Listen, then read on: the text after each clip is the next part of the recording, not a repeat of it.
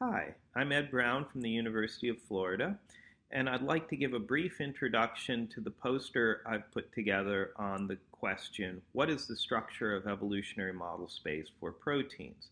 This is work I did with my now former graduate student, Akanksha Pandey, as well as 3 undergraduates from my group. I'm going to briefly go through the figures on the poster. I'm going to start with this illustration of the conceptual problem.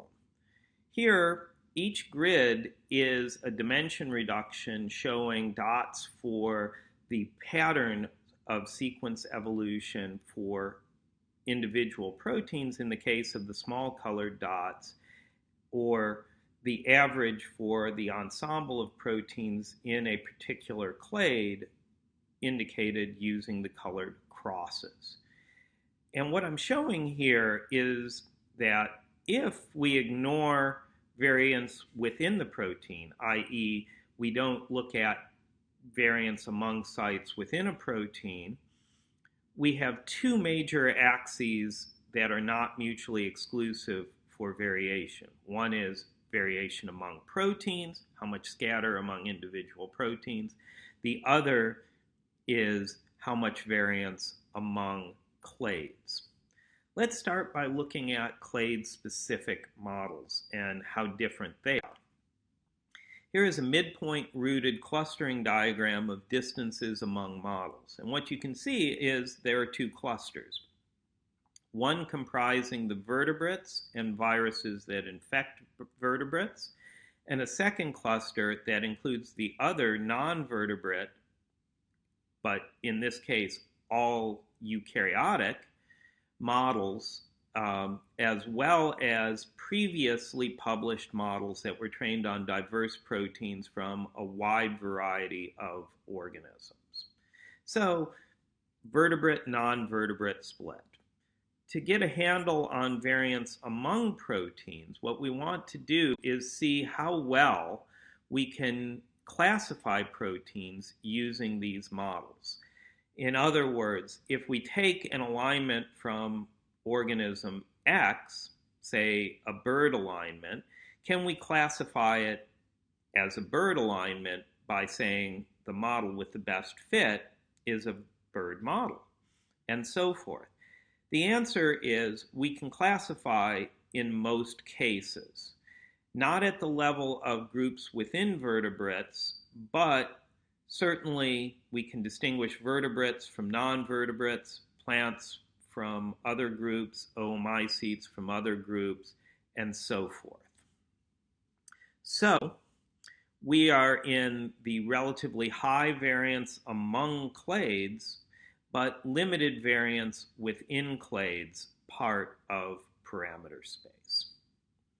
Let's now move outside of eukaryotes to look at models across the tree of life.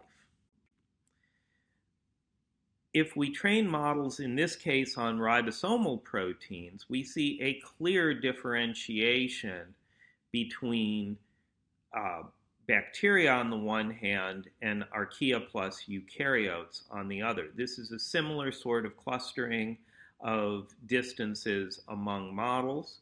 We see something similar if we use arbitrarily selected proteins, i.e., the entire ensemble of proteins in a group of organisms. With a little bit of fuzziness, these distances do appear to be imperfect. If we compare ribosomal models versus models trained on large training sets, in this case using non-metric multidimensional scaling, we see something similar. In general, a differentiation between bacteria on the one hand and archaea plus eukaryotes on the other.